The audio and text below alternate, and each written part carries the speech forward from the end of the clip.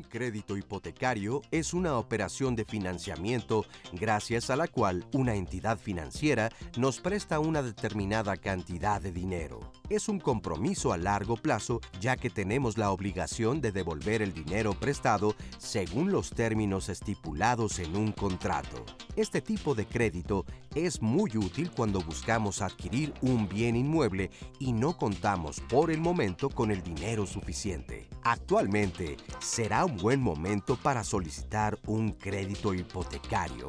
¿Cuáles son los requisitos que debemos cumplir y qué factores debemos tomar en cuenta al momento de adquirirlo? Hoy te resolveremos todas tus dudas, así que quédate con nosotros. Así es, vamos a estar resolviendo todas estas dudas. Muy buenos días, yo soy Leticia Carvajal. Me da muchísimo gusto que nos acompañe aquí en su programa Diálogos en Confianza. Créditos hipotecarios, como usted bien lo sabe, hemos tenido 2 programas anteriores donde hemos hablado acerca de estos créditos a través del Infonavit, a través del Foviste, pero nos llegaron muchísimas preguntas, muchísimas llamadas donde nos decían, ¿y si yo no tengo Foviste o no tengo Infonavit? ¿Cómo puedo solicitar un crédito hipotecario? Bueno, pues por ustedes decidimos hacer este programa, así que espero que se queden con nosotros, que nos llamen, que nos manden todas sus preguntas. Aquí las vamos a atender. Tenemos un grupo de especialistas de primera que nos van a resolver absolutamente todas nuestras dudas. Así que los invitamos a que se queden con nosotros en Diálogos en Confianza. Quiero saludar a Istiel Caneda, quien estará junto con Lía Vadillo en la interpretación en lengua de señas mexicana. Muchísimas gracias, Istiel, bienvenida. Y también quiero agradecer y saludar con el mismo gusto de siempre a Natalia Jiménez, quien está muy pendiente de todos sus comentarios. ¿No es así, Nati? ¿Cómo estás? Así es, Leti, buenos días. Como siempre, un placer compartir el programa contigo, con los especialistas y por supuesto con ustedes que nos siguen al otro lado de la pantalla aquí en la señal del 11. Tienes toda la razón, Leti, es un programa que nos pidieron muchísimo. En programas pasados, los que tuvimos de Infonavit y Foviste, por ejemplo, San Navarro nos dijo, hagan un programa para los que no tenemos ningún tipo de financiamiento para una vivienda, pero lo necesitamos. Y creo que San habla por muchos de nosotros. Los que no tenemos Infonavit ni Foviste, ¿cuáles son las opciones a las que podemos recurrir? ¿A qué instituciones? Y sobre todo, ¿cuáles son los diferentes rubros que debemos considerar al momento de solicitar un crédito? Por supuesto, ahorita en la pandemia marca una diferencia, es un mejor momento para adquirirlo, es más caro, es más barato. Bueno, de eso vamos a platicar hoy. Y como siempre, yo los invito a que participen en las redes sociales, es muy fácil contactarnos. Recuerden que el programa no solamente está en vivo en la señal televisiva, sino también a través de las redes sociales. Ahorita en Facebook y en YouTube pueden seguir la transmisión. Ahí usted me puede escribir sus comentarios y sus dudas y yo con mucho gusto los voy a leer al aire con los especialistas. O si lo prefieren, también nos pueden contactar a través de Twitter, de Instagram o de la línea telefónica, el 55 51 66 40 00. Recuerden que aquí en Diálogos en Confianza siempre queremos brindarle las herramientas para que usted aprenda sobre los temas, para que estemos muy informados y esto lo hacemos principalmente a través del blog de Diálogos en Confianza. Ahí queda guardada la información sobre la transmisión, las instituciones, la información de los especialistas, las páginas de internet a las que usted se puede acercar para conocer más de las emisiones, así que no hay pretexto. Diálogos en Confianza está en todas las plataformas, así que participe para que junto con nosotros construyamos la conversación de hoy. Así es, vamos a estar muy, pero muy pendientes y voy a presentar a nuestros invitados del día de hoy. Voy a comenzar con Enrique Margain Pitman, él es coordinador del Comité de Crédito Hipotecario de la Asociación de Bancos de México, ABM, y director ejecutivo del Crédito Hipotecario y Automotriz de HSBC. Bienvenido de nueva cuenta, qué gusto saludarte. Igualmente, Leticia, un gusto para mí estar aquí contigo y con toda tu audiencia. Muchísimas gracias, el gusto es nuestro. También saludo con muchísimo gusto y le agradezco su presencia a Antonio Artigues Fiol. Él es miembro del Comité de Crédito Hipotecario de la Asociación de Bancos de México, ABM, y director ejecutivo de Banca Particulares de Santander.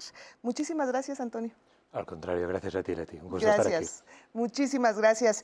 Y Paulina Prieto, miembro del Comité de Crédito Hipotecario de la Asociación de Bancos de México, ABM, y BP, Crédito Hipotecario y Financiamiento Automotriz de Scotiabank.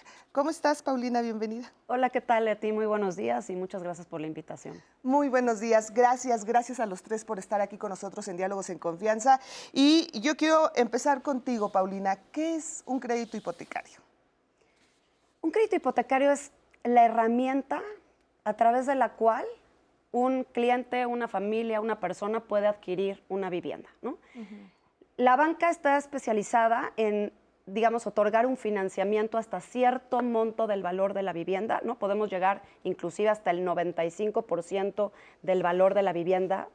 Eso es lo que podemos financiar y evidentemente con una tasa, se fija una tasa y tienes que pagar pues, mensualmente durante un plazo, a veces hasta 20 años, ¿no? Podemos financiar hasta 20 años. Ese es el máximo, 20 años. Para la banca es el máximo que financiamos hasta hoy, sí, los organismos de vivienda financian hasta 30 años, pero la banca comercial, el máximo plazo es hasta 20 años. Entonces, a través de esta herramienta, con esta tasa fija, ¿no? Que eso es muy importante resaltar, es una tasa fija, pagos fijos y conocidos a lo largo de estos 240 meses o 20 años, ¿no? Que esa es la herramienta. Entonces, a través de esta herramienta, insisto, el cliente o la familia se puede hacer de un patrimonio, inclusive pues dando, como decía, si financiamos hasta el 95% del valor de la vivienda, pues con tan solo 5% de enganche, ¿no? O sea, tiene que tener un ahorro previo de al menos el 5%, y obviamente hay gastos en la originación, ¿no? Que es importante resaltar para la audiencia, porque siempre, además del enganche, pues hay que pagar los gastos de escrituración, ¿no? Que representan un valor, ¿no? Dependiendo de la plaza o la entidad federativa, representan un porcentaje del valor de la vivienda y el costo del avalúo, y en algunas instituciones existe la comisión por apertura. ¿El seguro? Los seguros ya se pagan, ya es un costo evidentemente que va intrínseco ya durante toda la vida del crédito. Ese ya se financian seguros de vida, de daños y de desempleo, ¿no? Que son los 3 seguros que ya cuentan los créditos hipotecarios ofrecidos por la banca, pero esos no tiene que el cliente tener un ahorro previo. Esos, digamos, se van pagando a lo largo de la vida del crédito hipotecario. Son 2 momentos, los costos iniciales, ¿no? Que son los que mencioné, que es el pago del avalúo y gastos de escrituración principalmente, comisiones por apertura, si es que el esquema lo tiene, y los gastos, pues obviamente, durante la vida del crédito, que están relacionados con la tasa de interés, que es prácticamente la mayor proporción del gasto, los seguros y los seguros, ¿no? Básicamente eso sería, Leti. Así es, que más adelante tenemos una cápsula donde vamos a estar explicando todo esto muy, pero muy a detalle. Antonio, ¿de qué depende que a mí me den un crédito con el 95%, con el 80%, con el 60%? ¿Es de acuerdo a como yo lo solicite o de acuerdo a mi historial crediticio o de qué forma se me entrega ese porcentaje? Claro, cuando solicitas un crédito, al final, pues bueno, tienes que cumplir una serie de requisitos formales y luego pues inherentes a la propia persona. Obviamente, pues lo primero es acercarse a una institución financiera, se rellena una solicitud en la cual se pide una serie de datos, allí pues facilitas obviamente información personal, como puede ser tu identificación, pueden ser tus actas, y obviamente a partir de allí también lo que presentas son tus comprobantes de ingresos.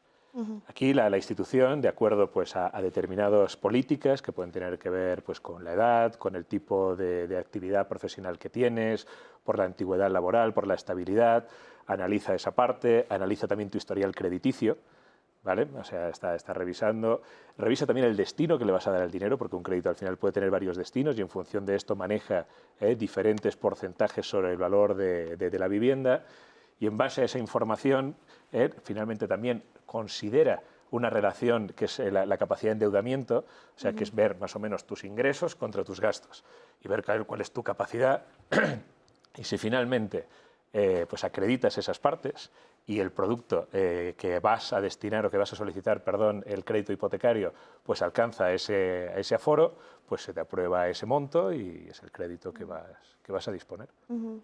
Ahora, yo sé que tengo que cumplir con esos requisitos que tú nos mencionas, Antonio, pero ¿podríamos profundizar más acerca de los requisitos que a mí me piden para solicitar un crédito hipotecario? Sí, lo que te piden es llenar una solicitud de crédito. Ese es el primer paso. Ese es el primer paso. Por supuesto, entregar una identificación oficial, tus comprobantes de ingreso. Aquí es bien importante ver que si eres asalariado, pues vas a presentar tus recibos de nómina o puedes presentar estados de cuenta donde se reflejen los ingresos que tienes y pues también una declaración de impuestos. Entonces, comprobantes de ingresos. ¿De cuánto tiempo? Perdóname. Más o menos, depende del banco, pero hay bancos que te piden un mes o si son estados de cuenta te pueden pedir 3 o 6 meses de estados de cuenta y con eso el banco hace un estudio de crédito, o sea, revisa exactamente cuánto es el nivel de ingresos que tienes. Por eso es muy importante que las personas que nos están escuchando sepan que hay que ir conformando un historial crediticio y las personas que van recibiendo sus ingresos, aunque parte de sus ingresos sean en efectivo, que tengan la costumbre de estarlo depositando en una cuenta de cheques para que vayan reflejando los ingresos que van teniendo en el tiempo. Entonces, el segundo paso es comprobantes de ingreso. Un comprobante de domicilio, donde vives, simplemente para validar tu domicilio y una identificación oficial. Entonces, con eso, así de sencillo, con esos cuatro documentos, entregas toda esa información en una sucursal bancaria, en un centro hipotecario de los bancos, con un broker hipotecario o en los propios desarrollos donde vas a comprar una vivienda, ahí hay ejecutivos de diferentes bancos donde le puedes entregar ese expediente. Y básicamente una vez que entregas ese expediente de crédito, en un periodo de 2 a 3 días vas a tener una resolución donde en base a lo que dice Antonio, te van a decir específicamente cuánto es lo que te prestan, a qué tasa de interés y con qué condiciones. O sea, es bien importante, los bancos entregamos, una vez que se autoriza un crédito hipotecario, una constancia de autorización. Esa constancia de autorización es un documento que lo que te permite ver es las condiciones del crédito que te está autorizando el banco y la vigencia que va a tener esas condiciones, porque te dan en algunos casos 90 o 120 días, con lo cual siempre es primero importante ver cuánto te presta el banco y una vez que sepas el importe, salir a buscar la vivienda. Porque en México mucha gente hace lo contrario. Es justo lo que te iba a decir. Primero ven la vivienda, dicen, esta me gustó, ahora tengo que resolver cómo le junto y cómo complemento para poderla comprar. Entonces, siempre es importante primero revisar cuánto te presta el banco y una vez que tengas claro cuánto te presta, tus ahorros, los gastos adicionales que tienes que afrontar, ya con eso tener un panorama claro de cuál es el valor de la vivienda que tú puedes comprar. Okay. Yo siempre he dicho que contratar un crédito hipotecario es como cuando te vas a preparar para un maratón. Tienes que hacer una preparación, tienes que revisar el buró de crédito, tienes que saber tu nivel de endeudamiento, cómo está. Es como tu check-up de saber cómo estás de salud. Aquí tienes que ver tu buró de crédito, que lo puedes obtener una vez al año gratis. Es muy fácil saber cómo está esta parte y con base en eso, en una revisión de tu nivel de endeudamiento, qué gastos puedes ir eliminando, qué deudas puedes ir pagando. Una vez que tengas claro cuánto es el monto que te presta el banco, cuánto es esa mensualidad que tienes, es muy recomendable a veces ahorrarla por un tiempo determinado, 2, 3 meses, para que tú sepas qué ajustes tienes que hacer en tu economía familiar y con base en eso decir, esto es el monto que tengo que pagar, como decía Paulina, por 10, por 15 o por 20 años y que tú lo puedas hacer perfectamente bien. Claro. Yo creo que esas son como ciertas recomendaciones que a veces no nos dicen, pero que se pueden volver críticas para poder llevar a cabo una operación correcta, un crédito que lo puedas pagar en el tiempo. Así es. Enrique, perdón, ahorita que mencionaban de que uno de los primeros requisitos que nos piden son los comprobantes de ingresos, en redes nos preguntan mucho qué sucede con aquellas personas que trabajan por su cuenta y que se contratan por periodos cortos de tiempo con ciertas empresas, ¿no? O sea, en el primer semestre tal vez trabajan para una compañía, en el segundo semestre para otra. En ese caso, ¿cómo procede? Porque en teoría, ¿cuál es la estabilidad laboral que podrían tener, no? Sí, aquí, como comentaba, lo que es muy importante es, muchas veces no tienen forma de comprobar, como tú bien dices, los ingresos. Algo que se tiene que ir haciendo en el tiempo es documentando esos ingresos que se van teniendo a través de depositarlos en una cuenta de cheques, de ir reflejando que ahí vas teniendo tus entradas, tus salidas, porque el banco lo más importante es el poder determinar tu capacidad de pago y el poder saber cuánto es lo que te puede prestar y que tú puedes pagar. Porque el crédito hipotecario es una operación donde todo el mundo debe de ganar y lo que se posibilita es que las personas construyan patrimonio a través de la compra de una vivienda y que no necesariamente tengas que tener un ahorro previo, sino que tengas la capacidad de pago. Yo creo que eso es fundamental. Por eso hoy día Todas las personas que tengan un ingreso y que tengan esa posibilidad de demostrarlo, pueden comprar una vivienda. Ese yo creo que es un mensaje sumamente importante. Así es, pues muy importante esta información que nos das, Enrique. Ahora, ¿qué sucede si yo vivo con mi pareja y los dos queremos pues comprar una vivienda? ¿Podemos ir los dos juntos al banco y solicitar, juntar nuestros créditos? O sea, hacerlo saber al banco de él gana tanto, yo gano tanto, y entre los dos queremos, y esa es una posibilidad tal vez para adquirir una vivienda de mayor valor. No solo es una posibilidad, sino que es aconsejable. Es decir, finalmente, cuanto más capacidad de pago estés juntando, pues las posibilidades de poder acceder pues, a unas mejores condiciones, a un mayor monto, a una mejor vivienda que quieras adquirir, pues va a ser mucho más fácil. Claro. Y no solo abierto en el caso, y esto a lo mejor sí es bueno el precisarlo, a día de hoy existen diferentes maneras de participar en un crédito. No solo se puede participar como cotitular o titular, en el caso de que uno asista solo a la contratación de un crédito, sino también existe la figura del obligado solidario, que es una persona que concurre también al crédito y que está asumiendo la obligación conjuntamente a la persona titular.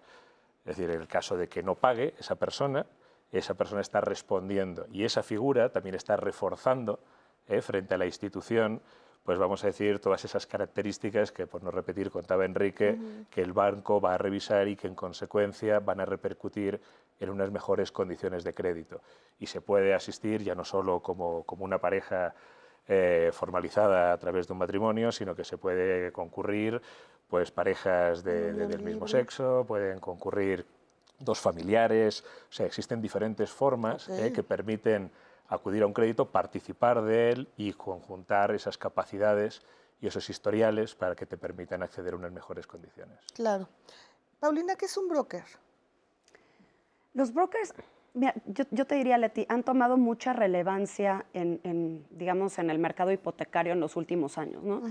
En realidad son asesores hipotecarios. Conocen muy bien la oferta que tiene cada banco y lo que hacen es, normalmente están ubicados en los desarrollos o trabajan en conjunto con corredores inmobiliarios, ¿no? Lo que hacen es poderle ofrecer al cliente una gama distinta de productos. Cada banco, pues nos especializamos, ¿no? O tenemos nuestras características en los créditos hipotecarios y el broker ubica muy bien cuál es la característica de cada uno de los bancos que trabajamos con los brokers, ¿no? Entonces, él es prácticamente, te diría, es un asesor hipotecario, inclusive esta figura se ha venido profesionalizando en el tiempo, ¿no? Ya tiene 20 años operando en el mercado, los brokers empezaron a operar en el año 2000, ya 21 años operando en el mercado y evidentemente pues han tenido una transición importante, ¿no? Actualmente ya este asesor ya se profesionaliza, ya se certifica, existe un examen, ¿no? Es una figura que ya realmente le puede brindar esa asesoría a los clientes al momento de contratar un crédito hipotecario y se han vuelto pues una fuente de originación, ¿no? Un canal de originación adicional a una sucursal bancaria, ¿no? A la propia fuerza de ventas que tienen los bancos, porque pues en realidad ellos pues te digo, se ubican prácticamente en los puntos de venta, ¿no? O trabajan en conjunto con los corredores inmobiliarios, que son los que pues, normalmente están promoviendo la vivienda usada. ¿Y no es muy caro? En realidad, para el cliente no. El broker no le cobra directamente al cliente. El broker, como opera, pues es una figura que contrata el banco, ¿no? Y pues como te mencionaba, el costo está intrínseco para la banca, ¿no? En realidad no es un costo adicional que el cliente le diga al broker, te voy a pagar porque tú me estás asesorando y me estás dando la mejor información. No, al contrario, es el banco quien absorbe ese costo por el cliente. Eso ¿no? es bien importante aclararlo, porque yo creo que mucha gente piensa, no, bueno, si con trabajos estoy juntando para mi crédito y todavía le voy a pagar a otra persona para que me asesore, mejor yo investigo. Y justo hay una pregunta, ¿no? De hecho, Leti, en programas pasados nos llegaron muchas cuestiones respecto a los brokers. Por ejemplo, José Alberto Fuentes García nos decía, una pregunta, ¿es bueno que tu crédito para comprar una casa sea por medio de un broker? Y en otra nos dan una situación que está viviendo un usuario, Irwo Rodríguez. Fui con un broker y solo me dio una propuesta de crédito y me dijo que mi papelería no pasaba en otros bancos por el perfil. Entonces yo fui a diferentes bancos y sí pasó mi papelería y encontré una mejor tasa. Pero el broker me dijo que me podía meter en problemas porque le firmé un anexo en el que se impide que yo busque por mi cuenta. ¿Esto es cierto? ¿Qué opinan?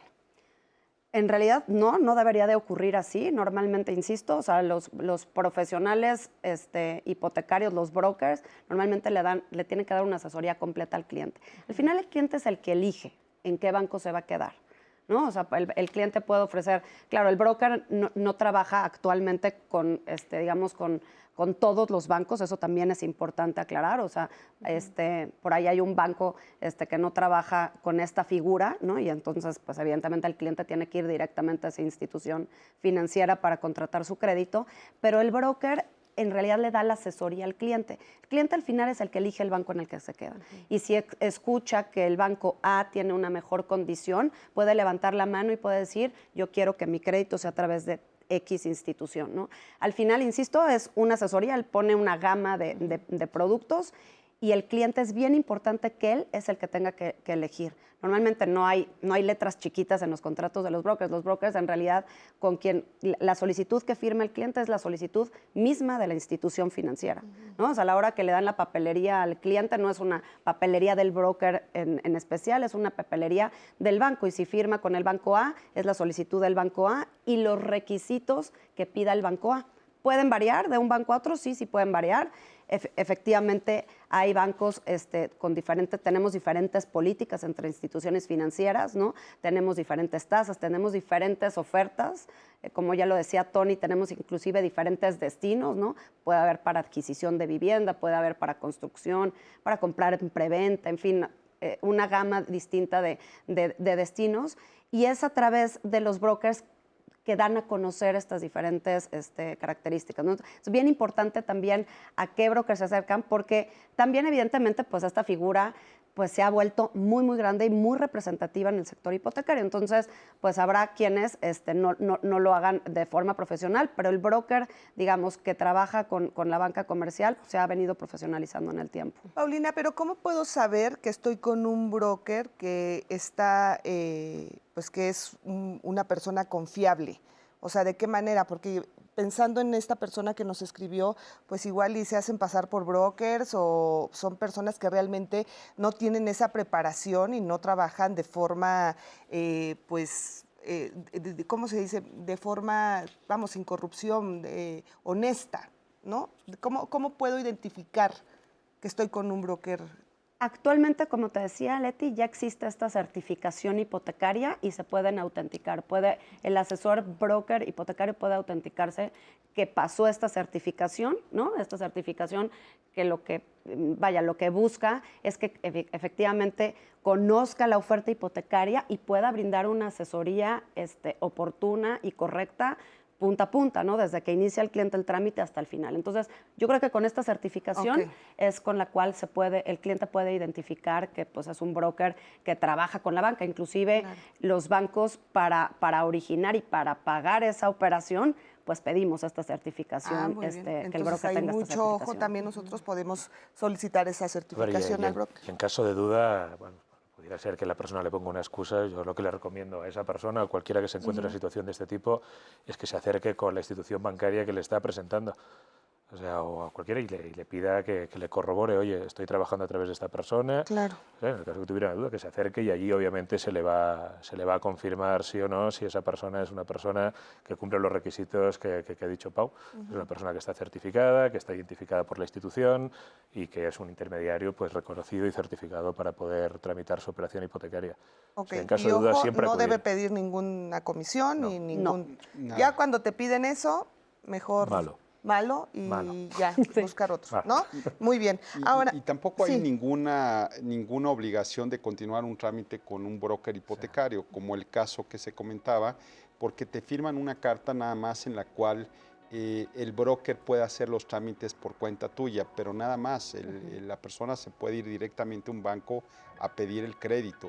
Al final es un intermediario entre el banco y el cliente, y que ayuda en el proceso de obtención del crédito hipotecario, pero para facilitarlo, para ayudarle, y generalmente están vinculados con los desarrolladores o con los profesionales inmobiliarios. Entonces, ese también es una parte muy importante. Siempre la canalización es a través de una figura conocida, como puede ser pues, el desarrollo, el profesional inmobiliario, o alguna referencia clara. Perfecto.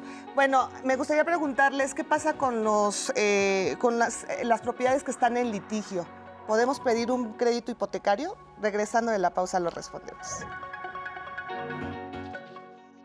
Usualmente, puedes contratar un crédito hipotecario con plazos que van desde los 5 hasta los 20 o 30 años.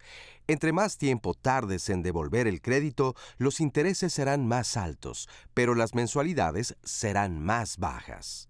Por el contrario, cuando se contrata un crédito a menos años, los intereses son más bajos y se aporta más en las mensualidades.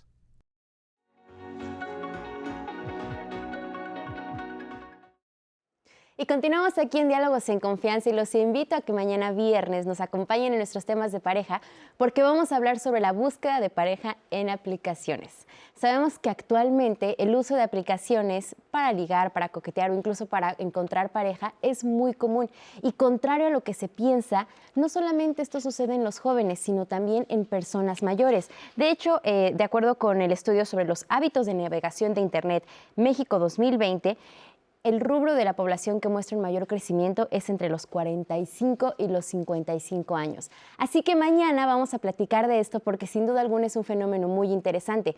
Por lo pronto, ustedes cuéntenos en las redes, ¿alguna vez ustedes han descargado una aplicación para encontrar pareja? Si sí, ¿cómo les fue? Y si no, ¿por qué no? Y lo más importante es que en esto no podemos generalizar. Cada quien tiene una experiencia diferente, cada quien lo vive de una forma distinta y todas son muy válidas. De eso platicaremos mañana aquí en Diálogos en Confianza, no se lo pierdan. Y continuando con nuestro tema de hoy, los créditos hipotecarios, gracias a las personas que ya nos siguen en redes sociales, Leti, hay muchos comentarios. Por ahora les comparto el testimonio de José Alberto Fuentes. Él nos dice, si en mi proceso de compra de una casa me dicen, el crédito te lo conseguimos con el banco completo, y cuando seguí con mi trámite me dicen que salió una diferencia en la escrituración y me cobran 8,000 pesos más. Y después me entero que mi crédito me lo consiguió un broker. ¿Quién le paga al broker? ¿Es válido que me cobren esa diferencia o es la comisión del broker? Esa es una de las preguntas que nos han llegado. Si quieren la respondemos y ahorita les comparto las demás. Sí, claro que sí. No, a ver, yo como decía, es muy importante al inicio, cuando estás, digamos, pensando en adquirir una casa, en los gastos que vas a incurrir al inicio del crédito, ¿no? El gasto de escrituración que menciona, digamos, esta persona en las redes es independiente del crédito, ¿no? O sea, digamos, es el gasto que, digamos, se le paga por hacer la formalización del crédito y sobre todo por la formalización de la compraventa. Recordemos que cuando se hace una compraventa, es decir, cuando haya una adquisición y un traspaso de dominio, ¿no? que es la compraventa, ahí se paga un impuesto, que es el impuesto de traslado de dominio, y ese es el impuesto que normalmente se cobra en los gastos de escrituración, más obviamente la inscripción de la propia hipoteca en el registro público de la propiedad. Entonces, ese gasto es independiente del crédito. Hay instituciones que financian los gastos de escrituración y puede ser que quepan dentro del mismo crédito. O hay otras que, pues evidentemente el cliente tiene que desembolsar eso al contado, previo a la formalización o durante, digamos, a la hora que se va a disponer el crédito, se pagan este impuesto, ¿no? Entonces es importante distinguir porque sí es un gasto inicial junto con el avalúo, ¿no? Ese es otro gasto que haces cuando estás, digamos, en el trámite del crédito hipotecario, tienes el gasto del avalúo, que es cuando vamos a evaluar la propiedad y te decimos, oye, pues sí vale 1 millón, ¿no? Y sobre este 1 millón te puedo prestar cierta cantidad. Y el otro gasto que comentaba al inicio, que hay instituciones que lo cobran y hay instituciones que no, es la comisión por apertura. Estos 3 gastos son gastos que se hacen previos a la originación del crédito y, insisto, pues sí tendría que tener el cliente ese ahorro más el enganche, ¿no? Muy bien. Ahora, antes de irnos a corte, yo les preguntaba, ¿qué sucede con las propiedades que se encuentran en litigio? ¿Puedo comprar alguna de estas o adquirir alguna de estas con un crédito hipotecario o no es? Pues sí, a ver, depende de unas circunstancias. Poder sí, sería la respuesta. Ahora tiene que cumplir ciertos requisitos, es decir, un litigio al final tiene varias etapas. Para poderlo hacer, obviamente, tendría que disponer de una sentencia firme, ¿vale? En la cual él ya haya procedido pues a la entrega de ese inmueble, la persona, o a vencer ese juicio, para decirlo de una manera más clara, y que tenga una libre disposición de que ese inmueble se pueda visitar para realizar un avalúo. O sea, se puede estimar el valor que tiene, en base al cual se va a proceder a todo el análisis que hemos estado comentando en diferentes preguntas y se pueda tener pues, ese valor en base al cual se le va a prestar un porcentaje en el crédito que tenga. Entonces, la respuesta sí sería sí, pero, insisto, bajo 2 requisitos básicos. Sería, uno, que sea una sentencia firme sobre ese litigio que se tiene, y segundo, que haya una libre disponibilidad para poder visitar ese inmueble. O sea, ya que estuviera en la última etapa, se podría decir. Ahora, ¿qué pasa con los remates bancarios? ¿Es lo mismo o esto no...? Pues sí, de cierta manera es lo mismo. Al final, yendo a lo mejor 2 pasitos para atrás, pues cuando desafortunadamente una persona pues no puede pagar su crédito, que aquí es importante, si me desvío un poquito, que también la gente tenga conocimiento que no es tan inmediato. Es decir, al final, pues primero, dentro de los seguros que tiene un crédito, existe un seguro que es el de desempleo o el seguro de incapacidad, es decir, seguros que te permiten que si tienes determinados eventos en la vida de tu crédito, porque finalmente, como os comentado antes, un crédito hipotecario es un crédito a un plazo muy largo, pues en ese momento, pues en tu vida, pues como en la vida de las personas, más allá de un crédito hipotecario, pues pasan muchas cosas. Y en un momento dado, pues puedes tener un evento desafortunado, pues hay los seguros, que es muy importante el analizarlos, el revisar qué te cubren, qué eventos vas a tener cubiertos por parte del banco en tu crédito hipotecario, pues si suceden en ese momento, pues ahora, llegamos al punto en el cual no. Finalmente, pues se han agotado todas las instancias, desafortunadamente no se puede pagar, se inicia un proceso, pues en ese proceso finalmente acaba pues con la ejecución de la garantía, que eso no implica también que la persona pierda todo el valor. ¿Vale? Incluso cuando se adjudica un inmueble, finalmente se fija un valor final de adjudicación, y si hay un sobrante sobre la deuda, ese sobrante va también para el deudor en ese momento. Pero bien, ese juicio, perdón que me haya enrollado un poquito con el tema, está muy bien explicado. Pero en ese momento, cuando ese juicio ya finaliza y ya se adjudica a una persona ese inmueble, pues es exactamente lo mismo que comentábamos. Ya tiene una sentencia firme, tiene una libre disponibilidad para que se acude, y ese inmueble ya regularizado, ya todo en firme, se puede pues, financiar. Y si me permites, los bancos pueden vender lo que es el derecho litigioso, o sea, el derecho para que tú sigas con toda la parte final del proceso legal, o te puede vender ya la vivienda ya completamente adjudicada, en la cual pues no habría ningún problema de obtener un crédito hipotecario. Nada más lo que dice Tony tiene toda la razón, hay que ver en qué etapa del proceso legal está la vivienda. Y si ya está adjudicada, digamos, ya está completamente regularizada, indudablemente puedes dar un crédito sobre ese inmueble. Ahora, ¿cómo puedo conocer o saber qué propiedades tiene el banco en remate? Bueno, los bancos tienen diferentes procedimientos, pero tienen sus procesos de venta de las viviendas ya adjudicadas, y lo hacen a través también de corredores inmobiliarios, de empresas que se dedican al corretaje, profesionales que ponen esa vivienda a disposición de la gente, ¿no? de los posibles compradores. Sí, efectos de oferta es un inmueble que se está comercializando como cualquier otro, y luego existe otro camino, que es acercarse a la institución, la institución financiera, y decir, oye, estoy interesado en los bienes que ustedes tengan ahí en remate para ver si hay alguna oportunidad o no. Bueno, tengo interés en esa información, y se le facilita pues, sin ningún problema. Muy bien. ¿Tenemos preguntas? Así es, Leti. Nos dice Aniluz Olorio, ¿cuál es el límite de edad para obtener un crédito? Y en este mismo sentido, muchas personas nos han escrito estableciéndonos que son personas adultas mayores. Por ejemplo, una señora que tiene 69 años, ella ya es pensionada, nos dice que tiene una pensión de 9,000 pesos y quiere saber si podría ser una candidata a obtener un crédito hipotecario. Sí. La respuesta es sí. Yo creo que lo más importante... Existe esta política que tenemos los bancos, que es la combinación de la edad del acreditado o del prospecto más el plazo del crédito.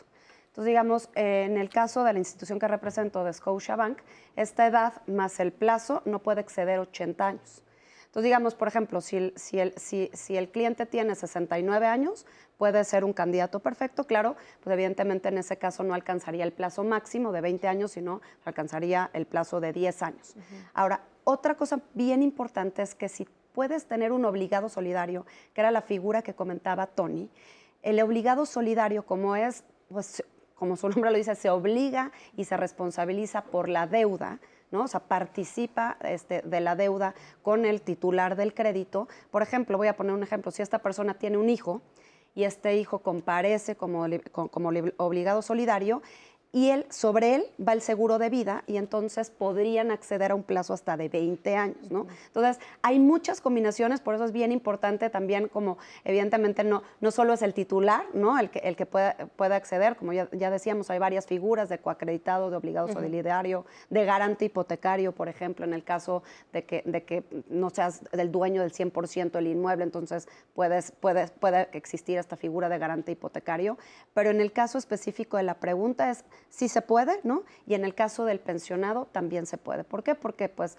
él registra ingresos, ya lo decía Enrique, ¿no? Mientras nosotros pues podamos verificar, ¿no? Que existe ese flujo de dinero de forma mensual o de forma periódica, pues evidentemente podemos otorgar el crédito hipotecario, ¿no? También nos escribe Leónides Jiménez, en una llamada más bien, él nos dice, estoy pensionado y necesito hacer unos acabados en mi vivienda. Me gustaría saber si puedo adquirir un crédito, en este caso, para hacer estos acabados en el hogar que ya tiene.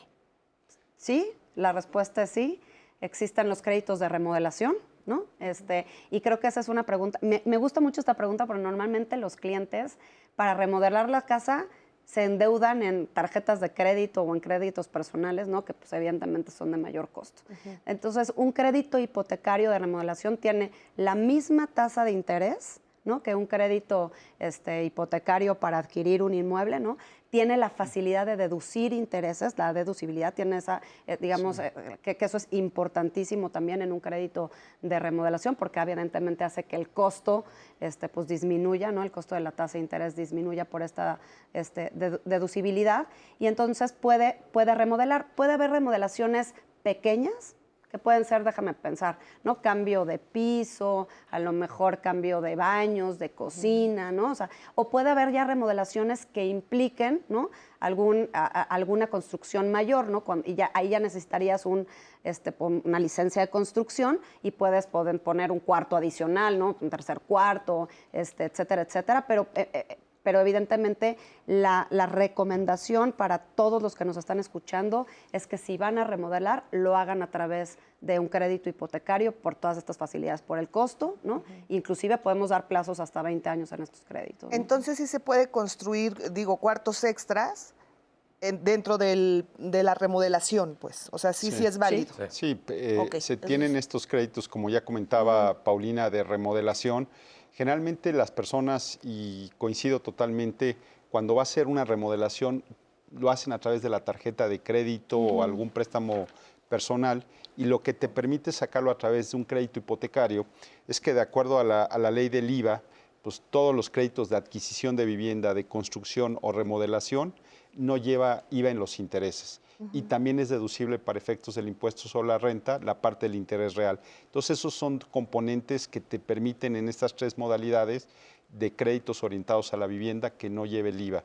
Y cuando vas a hacer cambios en instalaciones hidráulicas, eléctricas, fachadas, pisos, baños, a veces se piensa, oye, pero para este es el destino de un crédito hipotecario. Yo te diría que sí, o para ampliación. Ahorita con todo el tema de la contingencia sanitaria, pues cuántas familias no necesitan crear un cuarto extra, pues Claro. para que la familia pueda trabajar, pueda hacer sus actividades, y a veces dicen, oye, no tengo el recurso para poder hacer esta adecuación en mi vivienda.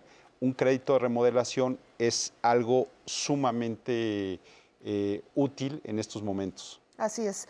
Ahora, esto hablando de la pandemia y todo lo que ha pues afectado a la economía mundial, porque es mundial como lo sabemos, ¿ha llegado a cambiar también la forma de otorgar créditos hipotecarios esta pandemia? A ver, la pandemia yo la dividiría en dos etapas.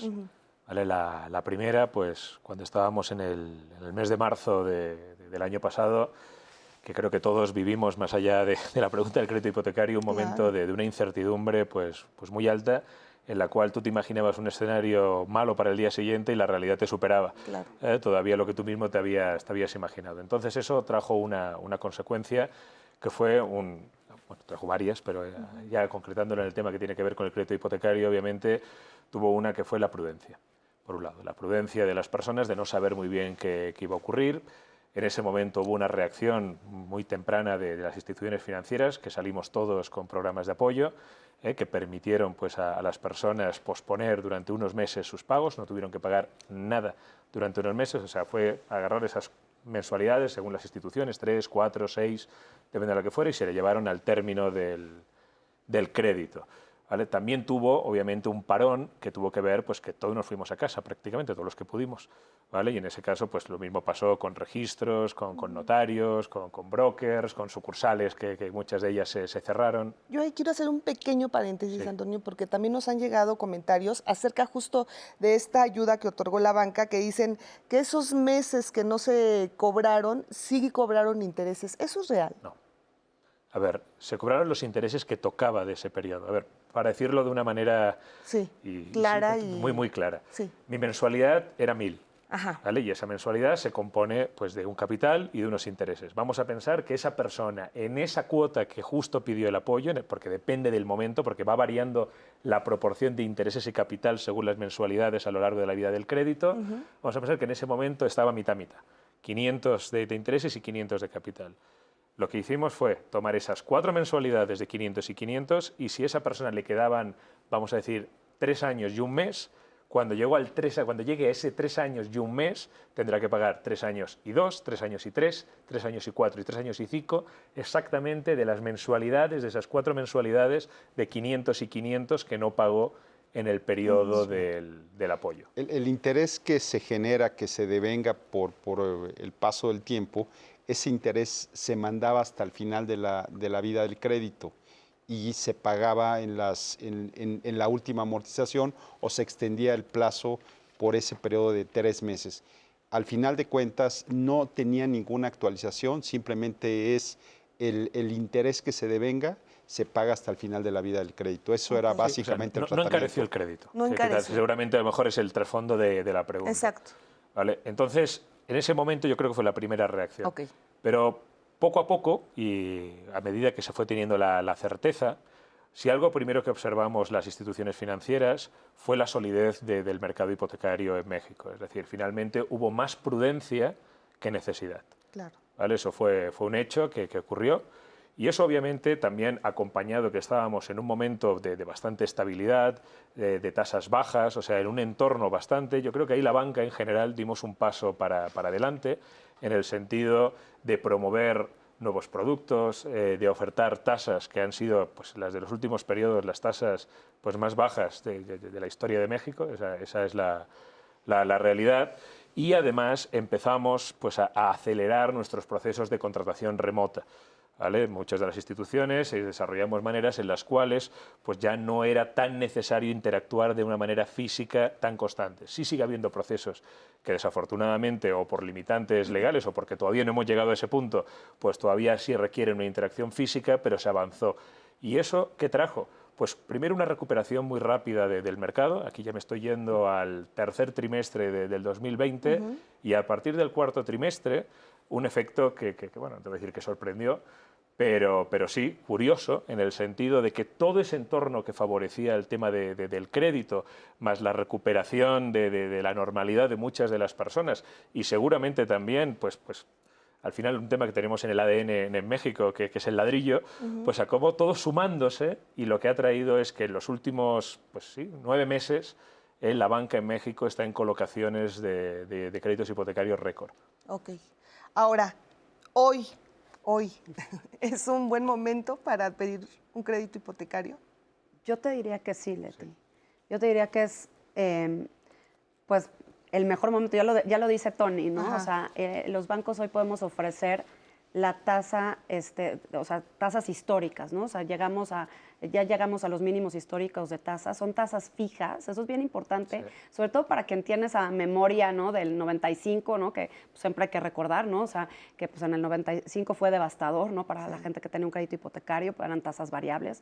Ahora la ventaja que damos en los bancos es que son tasas fijas, a 20 años pagos conocidos, es decir, nosotros entregamos una tabla de amortización, ¿no? Donde el cliente conoce desde el mes 1 hasta el mes 240 exactamente lo que va a pagar durante toda la vida del crédito, ¿no? Claro. Entonces, evidentemente, pues, es un momento, yo te diría, muy adecuado para adquirir. Obviamente tiene que ver también con la necesidad de las personas, ¿no? O sea, obviamente el momento de la vida de las personas pues no lo puede limitar o no lo limita tampoco una crisis, ¿no? O sea, las familias crecen, los hijos crecen, se van a las universidades, etcétera, etcétera, ¿no? Y yo creo que ahora también esta competencia que ha existido en el sector, esta competencia, pero esta hermandad también con los organismos de vivienda, ¿no? Con todas las instituciones, desarrolladores, brokers, en fin, todos los que conjuntamos este mercado hipotecario e inmobiliario en México, yo creo que hemos hecho una buena sintonía, ¿no? Y la competencia evidentemente es sana, porque el cliente puede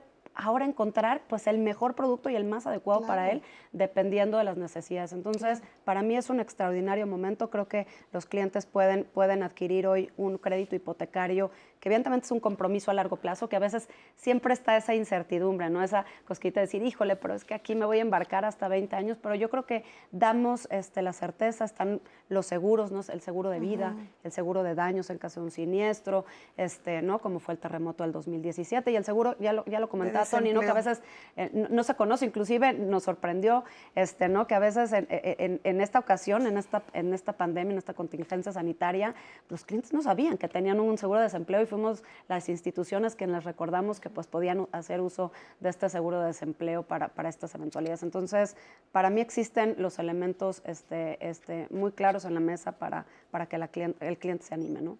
Perfecto. Y es muy importante esto que nos comentas, Paulina, el saber y ya el tener bien claro desde nuestra primer mensualidad hasta nuestra última, cuánto es que vamos a pagar, ¿eh? Nada, absolutamente nada se debe de ocultar. Y justo de esto es nuestra siguiente cápsula, este simulador de la Conducef. Vamos a verlo. Conducef cuenta con 2 herramientas para aquellos usuarios que deseen contratar un crédito hipotecario. Entrando a nuestra página de internet www.conducef.gov.mx, y hay 2 formas de poder llegar a nuestros simuladores. En la parte de arriba de nuestra página dice servicios, le da uno clic y le aparecen una serie de trámites que puedes hacer ante Conducef, entre ellos los simuladores. Y la otra forma de accesar es dentro de nuestra página de Conducef. Al final de la página vienen todos nuestros simuladores. Tenemos inclusive el simulador para los casos en donde el usuario quiera traspasar su crédito a otra institución, y también hacer una serie de ejercicios en donde le va a permitir decidir si le conviene o no cambiarse de institución. Es muy importante que estemos conscientes cuando vamos a adquirir un crédito hipotecario, todo lo que conlleva el mismo. Generalmente, nosotros como usuarios de servicios financieros, pues, lo que queremos saber es cuánto voy a pagar, cuál va a ser mi mensualidad. Entonces, ambos simuladores te permiten comparar de diferentes formas de acuerdo a tus necesidades. De acuerdo a la estadística de los ejercicios que los usuarios han hecho a través de nuestros simuladores, generalmente ponen de 10, 15 o 20 años. Sin embargo, el simulador te permite escoger desde 1 año hasta 20 años, ¿no?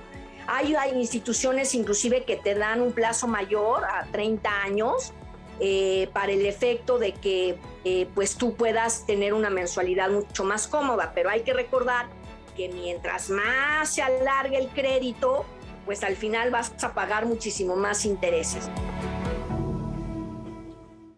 Muy útil esta información, y ahorita sacaban a colación el tema del sismo que ocurrió en el 2017, y justamente nos han contactado en las llamadas para exponernos la situación que están viviendo las personas.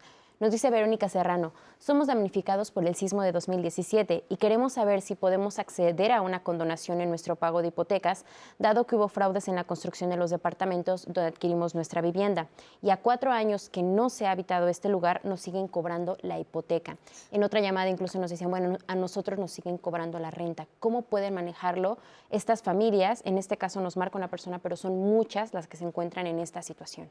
Sí, si me permites, en los lamentables sismos que tuvimos en el 2017, pues mucha gente no sabía que tenía un seguro de daños. Un seguro de daños cubre en caso de pérdida total pues, el valor destructible del inmueble, que es el valor comercial menos el valor del terreno, porque el terreno en sí no pierde valor. También hay una serie de coberturas que tienen los seguros de daños, como puede ser la parte de contenidos, la parte de remoción de escombros, gastos extraordinarios. Hay una serie de componentes que se van sumando en lo que se termina pagando al cliente de su cobertura. Cuando se declara la pérdida total del inmueble, en ese momento, indudablemente, la aseguradora paga al cliente, pero lo que tiene que haber es una declaración de pérdida total. Muchas de las problemáticas que se vivieron en la Ciudad de México es que en un mismo inmueble, en un edificio, pues hay algunos departamentos que pueden tener una cobertura, pueden tener este seguro de daños, y todo el colectivo de créditos hipotecarios contiene este seguro de daños. Entonces, en todos los casos que había una declaración de pérdida total, pues al final el banco se aseguraba de que se pagara o que se diera este pago de la cobertura. Y al final, pues lo que hace es que paga el crédito hipotecario y el remanente se entrega al acreditado. Al final, cuando una persona compra un crédito compra un inmueble, lo hace cuando lo compra con crédito, una parte con sus recursos y otra parte es con el crédito. Lo que hace el seguro es cubrir el crédito hipotecario y el remanente se le entrega al cliente. Pero básicamente lo que se busca con esto es restituir parte del ahorro o la mayor parte del ahorro que el cliente puso para la compra del inmueble y los pagos que hizo en el tiempo. A partir de lo que fue lo que es el seguro, perdón. Permíteme hacer una breve pausa y, ¿te parece? Regresando, continuamos justo con este tema. Vamos a hacer una muy breve pausa. Regresamos aquí a Diálogos en Confianza. Si estás pensando en adquirir un crédito hipotecario, es importante que conozcas los siguientes términos. Tasa de interés. Los intereses de todos los créditos, incluyendo los hipotecarios, son el precio que cobran las instituciones por el dinero prestado en el tiempo que tardes en devolverlo. Costo anual total, llamado CAT. Es un indicador del costo total del financiamiento de un crédito hipotecario y se expresa como porcentaje anual. Adicional a la tasa de interés, el CAT toma en cuenta otros costos como son la cuota, las comisiones de apertura y las primas de seguros. El CAT sirve a los clientes para comparar fácilmente distintas alternativas de financiamiento. Cuota. Las cuotas incluyen la aportación que se hace para devolver el crédito, los intereses y también las parcialidades de los costos adicionales y los seguros. Es importante calcular la mensualidad que tendrás que pagar. Lo recomendable es que no sea superior al 30% de tus ingresos. Y estamos de regreso aquí en Diálogos en Confianza y yo los quiero invitar a que el próximo jueves en nuestros temas de sociedad nos acompañen porque vamos a hablar sobre la discriminación en México. En primer lugar, tenemos que entender a qué nos referimos con este concepto, que es a través de prácticas y ciertas acciones cuando le negamos el derecho a el acceso a sus derechos a las personas. Lamentablemente, actualmente en nuestra sociedad hay muchas prácticas, hay muchas acciones a través de las cuales socializamos que reproducen formas de discriminación y que las hemos normalizado e incluso de repente no nos damos cuenta que estamos negándole el derecho o estamos vulnerando los derechos de las personas. Por eso es muy importante que hoy y siempre hablemos de este tema, que conozcamos la situación que hay en nuestro país y sobre todo también para que despertemos la conciencia, porque este es un tema de sociedad, es un tema que a todos nos compete y en el que todos estamos inmersos, por supuesto para la construcción de un mejor entorno en nuestro país y por supuesto en el mundo. Así que acompáñenos, el próximo jueves vamos a hablar sobre discriminación. Y bueno, a lo largo del programa se han mencionado los seguros. ¿A qué se refieren estos seguros? Vamos a verlo.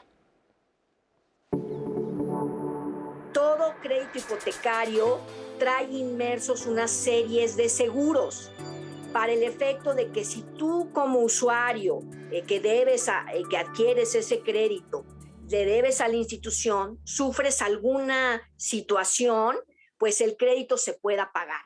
¿Qué tipos de seguros incluye? Obviamente el seguro de vida, en la cual si fallece el deudor de ese crédito, ese seguro de vida, el beneficiario del mismo es la institución financiera bancaria, obviamente, o una SOFOM, dependiendo de con quién hayamos contratado. Entonces, si yo me muero, pues obviamente el crédito se paga, ¿no?, con el seguro de vida. También tenemos un seguro de daños para el efecto de que si por alguna circunstancia nuestra vivienda sufre una pérdida total o bien algo que nos implique gastos muy fuertes derivado de alguna situación climatológica, como puede ser un temblor, una inundación, un huracán, ¿no?, y se lleva nuestra casa, o en el temblor se cae, o hay daños estructurales en la vivienda, obviamente ahí es cuando opera el seguro de daños. Y por último, el seguro de desempleo. Puede ser que yo me quede sin empleo y cómo le hago para seguir pagando la mensualidad, y generalmente el seguro de desempleo opera para que en los 6 meses, a partir de que tú te quedaste sin el empleo, se pague el seguro de aquí a que tú consigues un nuevo empleo. Son solamente, generalmente de 6 meses a 8 meses, lo que incluye el seguro de desempleo. Entonces, todo eso obviamente viene calculado en la mensualidad que tú vas a dar. Es muy importante que cuando tú contrates un crédito hipotecario, preguntes con tu institución los tipos de seguros que vienen incluidos. ¿Por qué? Porque no te pueden obligar a lo que le denominamos ventas atadas. Es decir, yo estoy contratando con un banco y ese banco tiene una aseguradora. Entonces me dicen, vas a contratar con esta aseguradora. No te pueden obligar a hacerlo. Eso está prohibido por ley. Tú como usuario puedes ver en otras aseguradoras y decirles, oye, voy a contratar un crédito hipotecario y necesito un seguro de vida con este monto, un seguro de daños con este monto y un seguro de desempleo. ¿Cuánto me cobras? Y a veces resulta un poquito más barato contratar con otras aseguradoras que con las del mismo grupo. Muy, muy importante esta información que nos brindan. Muchísimas gracias a la Conducef. Y bueno, antes de irnos a corte, te tuve que interrumpir, Enrique, pero vamos a continuar respondiendo esta pregunta que nos llegó acerca, bueno, pues de la importancia de los seguros. Sí, lo que comentaba es que son muy importantes conocer las coberturas que se tienen en el seguro de daños, todo lo que tiene que ver con la parte de contenidos, remoción de escombros, gastos extraordinarios, qué te cubre, saber a dónde tienes que llamar en caso de que se presente un siniestro, tener a la mano la cobertura, la póliza. Yo creo que todo esto es un tema fundamental. Lo que nos dimos cuenta es que las personas no sabían cuáles eran las coberturas que tenían, por ejemplo, cuando pasaron el tema de los sismos. Como comentaba Paulina, para la parte de desempleo, ahorita con la pandemia, tampoco sabían que tenían derecho a un seguro de desempleo que te cubre hasta un número determinado de mensualidades del crédito hipotecario. Entonces, esta parte tiene que ver con cultura financiera y sí conocer muy bien cuando se contrate un crédito hipotecario las coberturas que se tienen en los seguros. Y del caso que se comentaba, yo creo que esta persona lo que le recomendaría es que acudiera al banco, si es que es un crédito hipotecario bancario, y que también revise perfectamente por las condiciones, porque lo que entiendo es que ya no habita la vivienda, seguramente porque tiene desperfectos, porque ya no es segura, y que también revise con el conjunto, con los vecinos, con el comité de vigilancia, pues si hay una declaratoria o no, o cuáles son los trámites que se tienen con la autoridad para la declaratoria de pérdida total. Eso es súper importante, ¿no? Que hagan esa declaratoria. Así es. También nos llegan muchas llamadas sobre qué pasa cuando se da la pérdida de empleo. En una llamada nos dicen, tengo un crédito desde hace más de 20 años, perdí mi trabajo y el crédito pasó a una institución de cobranza. ¿Hasta dónde es legal eso y qué podría hacer? ¿Podría hacer algún convenio para que me puedan respetar una mensualidad fija? Y en este mismo sentido nos dicen, ¿cómo puedo reestructurar mi deuda? Y hay muchas personas que justamente a raíz de la pandemia han perdido sus empleos y se encuentran en este problema de decir, ¿cómo puedo reestructurar mi deuda? Porque pues no quiero perder mi casa. Claro, de la primera pregunta decía que es un crédito que tiene de más de 20 años. Sí. Esto... Hombre, eso habría que ver el caso concreto. A lo mejor yo creo te deduciría, el crédito de más de 20 años, ¿no? La banca no ofertamos créditos de más de 20 años, Con lo cual, salvo que estemos hablando de un crédito que estuviera en sus últimos años y que iniciara algún tipo de proceso y eso haya prolongado pues, el plazo más allá de lo que ocurre. A ver, el tema de que esto es una institución de cobranza también habría que entender bien a qué se refiere o qué no se refiere. Como comentaba, creo que ha sido tú, Enrique, que lo comentabas antes, en muchas ocasiones el banco tiene la facultad que una vez que inicia un proceso de ejecución, vender la deuda a un tercero.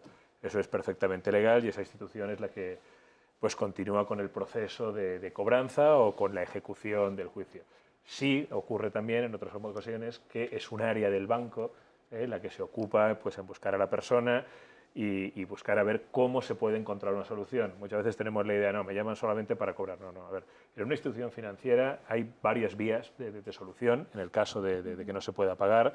Lo recomendable es, si una persona ve que va a tener dificultades para pagar su crédito, que se acerque a la institución financiera, que plantee su caso, que lo explique. Podrían ocurrir varias cosas, que sea una pérdida de empleo y en ese caso tenga el seguro, se le explique y le vaya a cubrir, que además es importante, no solo te cubre en una pérdida de empleo, es decir, son recurrentes. Es decir, lo único que tiene que ocurrir entre un evento y otro es que pase un periodo de tiempo. O sea, lo que no puedo perder es el empleo en enero, que me cubra vamos a decir, hasta octubre y en noviembre vuelvo a perder otro empleo. Pero si lo recupero en noviembre y lo vuelvo a perder en marzo, perdón, más o menos, sí, abril más o menos, en ese caso podría otra vez volver a acudir y tenerlo. Entonces, primero es importante acercarse, entender los seguros que tiene la persona, explicar cuál es su circunstancia. Y en ese caso existen muchas vías, reestructuras de los créditos. Existen ofertas que tienen que ver con también, o vías que tienen que ver con dación en pago. Es decir, oye, mira, por lo que debo, por lo que vale el inmueble, por mi situación, lo que prefiero es entregar el inmueble como garantía. Claro. Existen acuerdos en los cuales se busca una solución intermedia y se le da un plazo para que sea el propio acreditado el que venda su inmueble y lo pueda hacer. Existen N soluciones caso a caso, con lo cual lo recomendable de verdad es acercarse a la institución y asesorarse. Es decir, de verdad que hay una...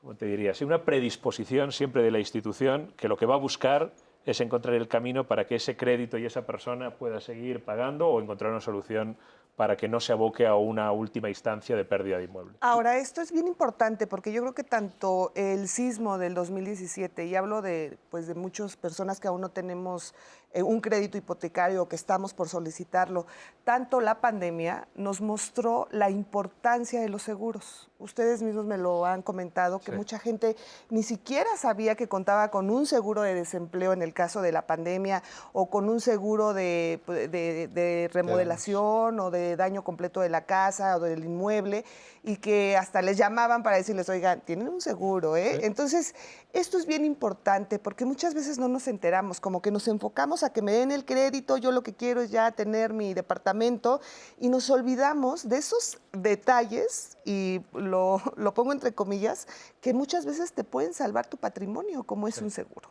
Entonces, ahí la importancia de informarnos, preguntar qué tipo de seguro me están ofreciendo. No me ofrecen este seguro, ¿sabe qué? No me interesa, porque para mí, ¿no? Lo importante es mi salud y también qué sucede. Estamos viviendo en una zona sísmica que en cualquier momento puede temblar, en cualquier momento podemos perder nuestro patrimonio. Entonces, pues si no tenemos un seguro, pues podemos perderlo todo. Entonces, ahí la importancia de los seguros, de enterarse bien y de leer absolutamente todo. Todo. Eso es muy importante. Seguimos. De hecho, Leti, nos llega el testimonio de un hombre que nos pide asesoría porque nos comparte su historia. José Antonio López, en un programa pasado, escribió: compré una casa con un banco, pagué el seguro de desempleo y el día que me quedé sin trabajo, resulta que no se contrató este seguro. Me estuvieron cobrando y nadie se responsabiliza. ¿A quién puedo recurrir? Bueno, al final de cuentas el banco te tiene que dar una respuesta porque el seguro de desempleo está asociado al seguro de vida. Y bueno, si no todos tienen acceso a poder ir a la Conducef o poder ir a las instancias correspondientes, pero la realidad es que yendo al banco, pues ahí le pueden dar respuesta porque el seguro, como te digo, te cubre ciertas mensualidades. Hay bancos que tienen 3, otros 6, otros llegan hasta 9. Y yo creo que el tema también de los seguros también se vuelve un tema que es uno de los puntos a revisar para seleccionar en qué banco contratar tu crédito hipotecario. No solo veamos la tasa de interés, no solo veamos el costo anual total, que te resumen una tasa anualizada, el costo del financiamiento, sino también el tema de los seguros y este tipo de situaciones también investigar un poco cómo se reclaman este tipo de seguros, ¿no? Así es. Y mi consejo es que vaya con el banco le tiene que dar respuesta respecto de su seguro de vida. Justo hace poco escuchábamos un ejemplo que es muy, pero muy claro y que sucedió aquí en la Ciudad de México. Esta explosión que hubo de estos departamentos en Avenida Coyoacán la semana pasada, me parece, muy pocos días, y la jefa de gobierno salió a decir no hubo daño estructural y estaban asegurados los departamentos. Entonces, pues es un gran alivio porque, bueno, son también accidentes que pueden suceder y que gracias a que estaban, o al menos eso informaron las autoridades, bueno, pues ya no le corresponde. Imagínate que de repente explota tu vivienda y dices, oye, pues ¿qué pasa en este tipo de situaciones, ¿no? Que son accidentes. Ahora, yo les quiero hacer una pregunta.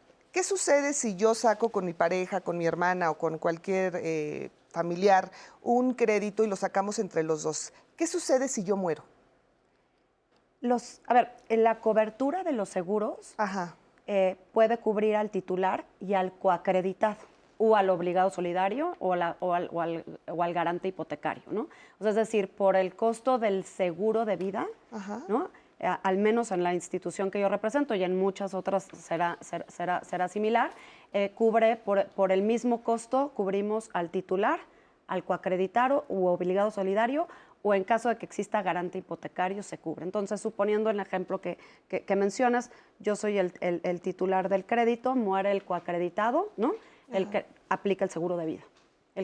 O sea, tienes la cobertura por ambas figuras del crédito. Entonces, digamos, pues en ese caso, digamos, los deudos reclaman el seguro de vida y en ese momento, pues, la aseguradora paga al banco, ¿no? El saldo remanente, el saldo que todavía esté pendiente por pagar por parte de la familia, y en ese momento se termina, le damos la carta de no adeudo a los deudos y se concluye la relación crediticia entre los familiares y la institución financiera, ¿no? Sí, puede ser, como dice Paulina, que se pague, como llaman, en función de si muere uno de los que comparecen o que participan en el crédito, se pague la totalidad del crédito, y hay otras modalidades donde se paga en función de la proporción que tiene cada uno, o sea, que sacó cada uno.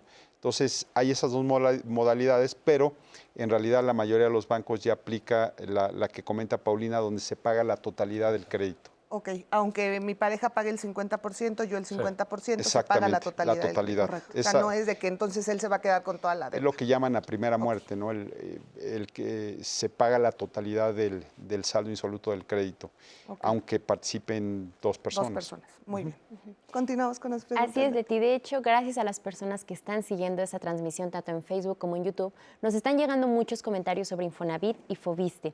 Ya tuvimos 2 programas, uno para Infonavit y uno para Foviste, así que los invito a que si tienen dudas pueden checar el programa, está completo tanto en YouTube como en Facebook, y también aparece la información de las instituciones, las canalizaciones y también la información de los invitados si ustedes quieren checar alguna duda en específico o tienen alguna situación con sus créditos en Infonavit y en Foviste, así que les recuerdo que ahí están los programas. Y sobre los créditos hipotecarios nos dicen, ¿es factible cambiar mi crédito de Infonavit a un banco? Nos dicen que llevan 13 años pagando, pero pues la realidad no sienten que baje su deuda, entonces quieren saber si es posible cambiarlo a un banco y si sería lo mejor.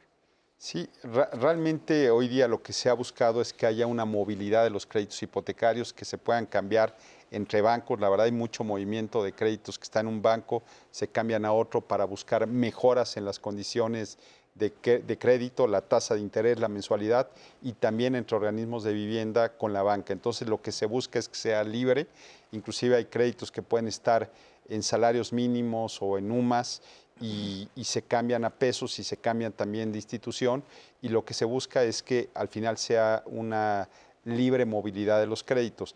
Hay que revisar, y eso es uno de los aspectos importantes, si no tienes comisiones por prepago, porque hay en algunos casos créditos que traen comisión por prepago, y lo que implica el que muevas tu crédito es que tengas que pagar esa comisión. Entonces hay que revisar perfectamente las condiciones que tiene tu crédito hipotecario. Sí, porque justo también nos pregunta Lililo, si yo tengo mi crédito en UDIs, ¿es posible cambiarlo a pesos? Totalmente factible, y inclusive la verdad es que es muy conveniente tener tu crédito en pesos, porque como se comentaba, son en pesos, tasa fija, pagos conocidos durante toda la vida del crédito. Lo que platicábamos en la ocasión que estuvimos viendo los créditos del Foviste es que cuando está en UMAS, que está vinculado con la inflación, es que cada año se incrementa el valor de la UMA y lo que tiene es que se incrementa tu saldo insoluto, lo que le debes a la institución, y tu mensualidad. Entonces, a veces cuando el incremento en la inflación o en el incremento en la UMA es alto, pues tu mensualidad el siguiente año va a tener un incremento en relación a esta variable, y cuando es en pesos permanece fijo durante toda la vida del crédito. Nos dice Ana Flores en una llamada: mi hija trabaja en un banco y tiene un crédito hipotecario. El problema es que su interés se lo elevaron hasta el 10. ¿Eso está permitido? Sí. A ver, el tema es cuando un empleado solicita un crédito, en muchas instituciones es una prestación, ¿vale? Eso quiere decir que tiene acceso a una tasa pues subsidiada, para decirlo en cierta manera, muy ventajosa justamente por su condición de empleado. Lo que tiene que fijarse cualquier empleado cuando contrata es que ese mismo contrato de crédito ya prefija las condiciones en el caso que se desvincule su relación laboral con la institución. Entonces, normalmente lo que pasa es, bueno, finaliza mi relación laboral con una institución financiera, yo venía pagando X, pues paso a pagar Y como fijaba mi contrato. En el caso concreto de esta persona, si la pregunta la hace, estoy presuponiendo, perdón, pero si la hace porque sintió que se le elevaba de una manera, claro, pues que no está conforme, pues tiene dos opciones. La primera es acercarse a la propia institución donde tiene el crédito y decir, oye, soy buen cliente, estoy aquí, estoy pagando mi crédito, no me parece que me estés aplicando unas condiciones adecuadas, y solicite pues una mejora de condiciones.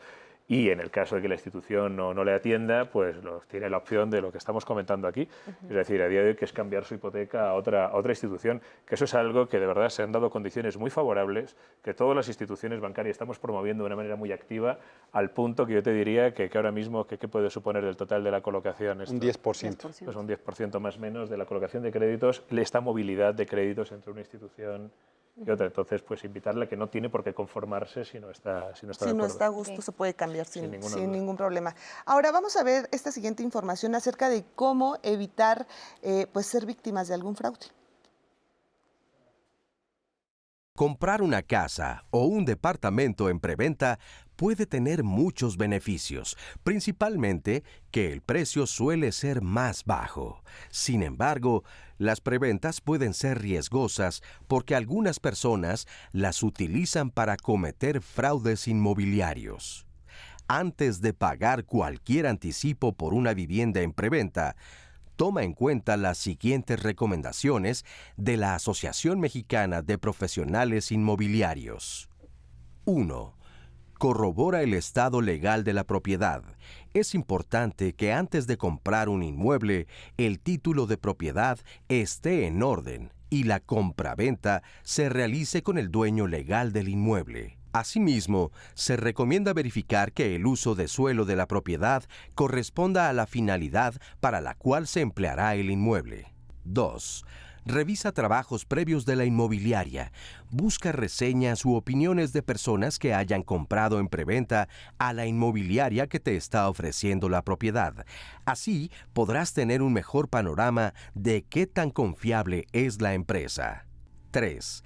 En ocasiones, los fraudes en preventa surgen una vez que él o los compradores pagan el enganche o dan el dinero de un financiamiento.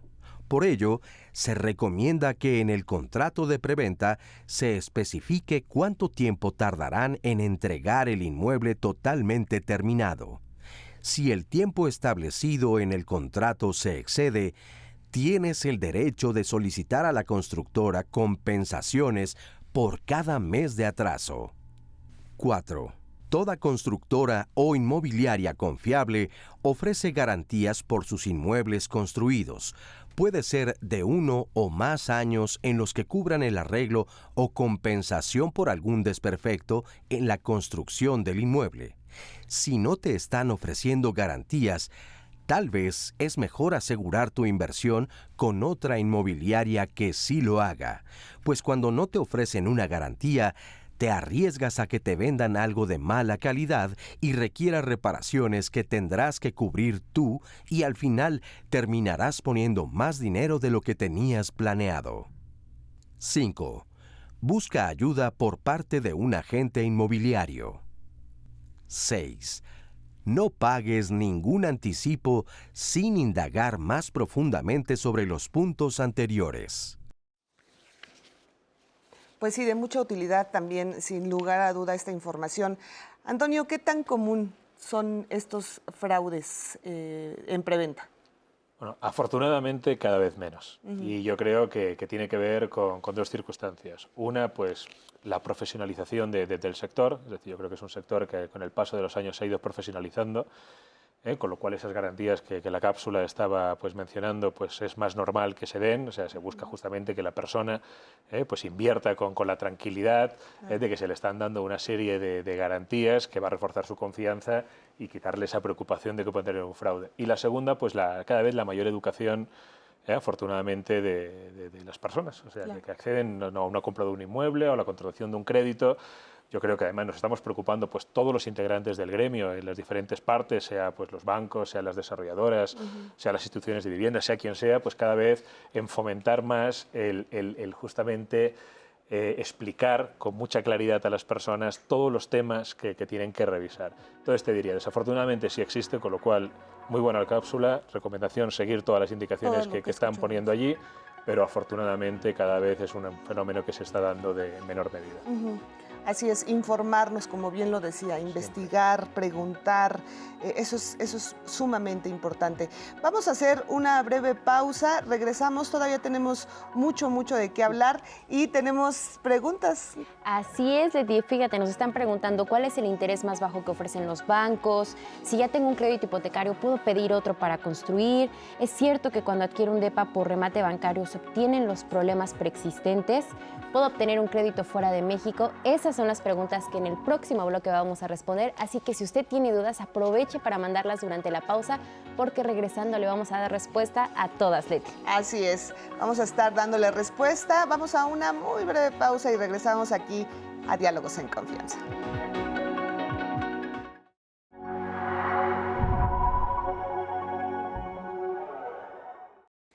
Un crédito hipotecario es la herramienta a través de la cual un cliente, una familia, una persona puede adquirir una vivienda.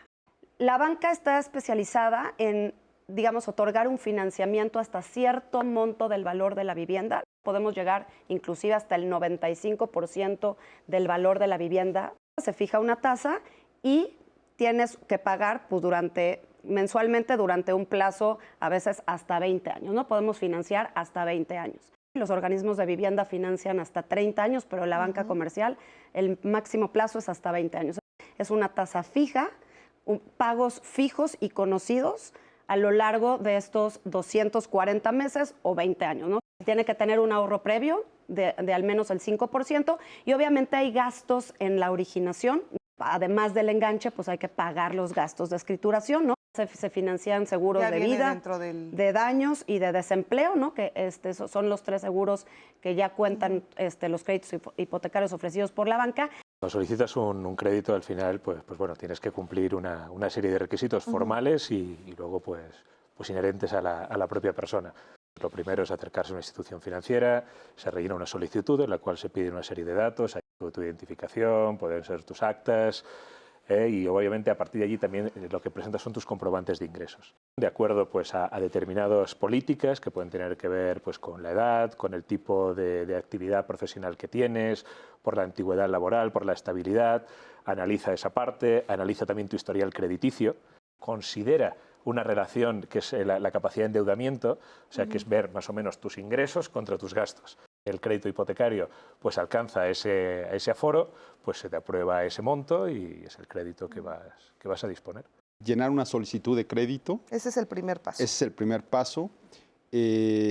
Por supuesto, entregar una identificación oficial, tus comprobantes de ingreso, entregas toda esa información en una sucursal bancaria, en un centro hipotecario de los bancos, con un broker hipotecario o en los propios desarrollos Una vez que entregas ese expediente de crédito, en un periodo de 2 a 3 días vas a tener una resolución. Siempre es primero importante ver cuánto te presta el banco y una vez que sepas el importe, salir a buscar la vivienda.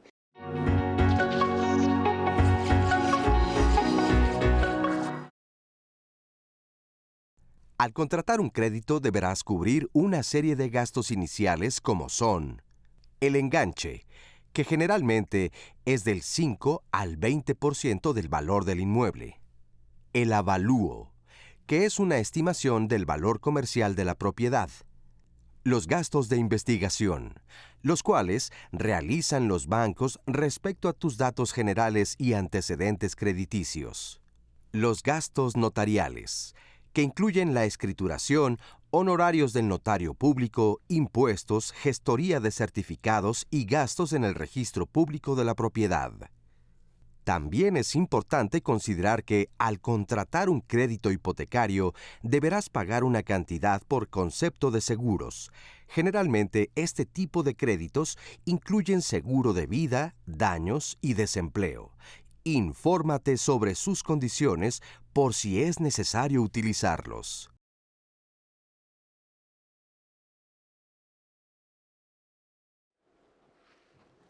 Gracias, muchísimas gracias por continuar con nosotros en Diálogos en Confianza con este tema, créditos hipotecarios, y les agradecemos muchísimo todos sus comentarios, sus preguntas. Y Nati ya tiene ahí muchísimas que nos han llegado, ¿no es así, Nati? Así es, Leti. Sobre los seguros, justamente Liz Quiroz nos dice: la institución con la que tengo mi crédito me pide contratar un seguro a nombre de la institución.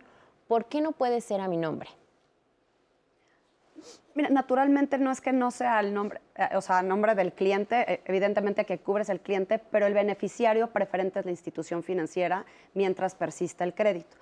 Voy a poner un ejemplo muy claro. Por ejemplo, en el seguro de vida, si fallece el titular o el coacreditado, es decir, la persona que cubre el seguro de vida, y existe un remanente, ¿no?, digamos, del saldo insoluto, ese remanente evidentemente va para los deudos, ¿no? Entonces, en realidad no es que no cubra al cliente, sino, digamos, al inicio del crédito, como el que todavía existe la relación crediticia entre el acreditado y la institución financiera, el beneficiario preferente es la institución financiera, ¿no? Muy bien, nos llamó Jorge Garibay y nos pregunta: adquirí una propiedad y hasta la fecha la sigo pagando, pero al momento de quererla escriturar a mi nombre, no puedo porque está a nombre de la constructora. ¿Qué puedo hacer en este caso? Habría que conocer el caso concreto, pero así a bote pronto suena un poco a fraude. Esa es la verdad. Finalmente, pues cuando alguien contrata una preventa, se acerca a un desarrollo y pues hace una preventa con ese desarrollador y que tiene unas condiciones en las cuales pues va a ir pagando una cantidad inicial y unas cantidades mensuales, se acaba fijando pues un plazo máximo que tiene el desarrollador para entregar. Cuando llegue esa fecha, cuando el inmueble ya pues está finalizado, ya está en condiciones de ser transmitido, pues a la persona se le requiere para que acuda frente a un notario público y escriture su propiedad. En el caso de que esto no haya ocurrido, sea porque no han finalizado pues el desarrollo, o sea porque el desarrollador no está en condiciones de llamarle o simplemente no quiere, pues bueno, en este caso la recomendación es que busque asesoría legal. Obviamente primero que agote las vías con el propio desarrollador, que igual tiene una explicación o le da una solución o le da una compensación por el tema, pero si vea que la solución pues ya tiene pocos visos de darse, mi recomendación es que busque asesoría legal. Muy bien, Blanca Estela en Facebook: ¿cuál es el interés más bajo que ofrecen los bancos? Mira, hoy día hay tasas de interés que están abajo del 8%, la tasa promedio que dan los bancos está alrededor del 9%, dependiendo, por supuesto, las características del crédito, el enganche que des y una serie de características es la que determina la tasa de interés, ¿no? Pero esta puede ir desde niveles del 8% hasta prácticamente el 10%, más o menos es el rango, y yo creo que es importante ver la tasa de interés, pero también mucho el costo anual total, que resumen una tasa anualizada del costo del financiamiento, y lo que ya comentábamos aquí, también los seguros. Los seguros también tienen que ser una variable para tomar la mejor decisión, y la verdad, como decía Paulina, este es un sector muy, muy competitivo, o sea, hay una fuerte competencia entre los bancos y lo que ha permitido es que se le trasladen las mejores condiciones a los clientes. Muy bien, también nos dicen: si ya tengo un crédito hipotecario, ¿puedo pedir un segundo crédito para comenzar a construir? Pues sí, al final depende de la capacidad de pago. Es decir, no hay un límite de créditos, o sea, no hay una política que diga, oye, solo puedes tener 2 créditos, o 3, o 1. Es decir, finalmente acaba dependiendo de tu capacidad de pago. Si las condiciones que hemos visto en un inicio se dan, pues no hay ningún inconveniente para que la persona acceda a otro crédito hipotecario. Ahora, yo quisiera preguntarle, si yo tengo un terreno y quiero construir, ¿puedo solicitar un crédito hipotecario? ¿Hasta dónde abarca un crédito hipotecario? Sí, si me permites, hay una gama muy amplia de créditos hipotecarios. Hay para adquisición, hay para adquisición en cofinanciamiento, que fue lo que platicamos con el Infonavit, con Foviste. Hay para construcción, o sea, y para compra de terreno más construcción.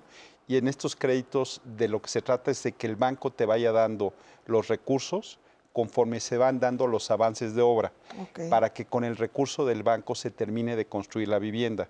Básicamente te prestan el 100% del presupuesto de obra y un cierto porcentaje que es del 70-75% del valor final del inmueble, del valor proyectado del inmueble, lo que va a valer al final.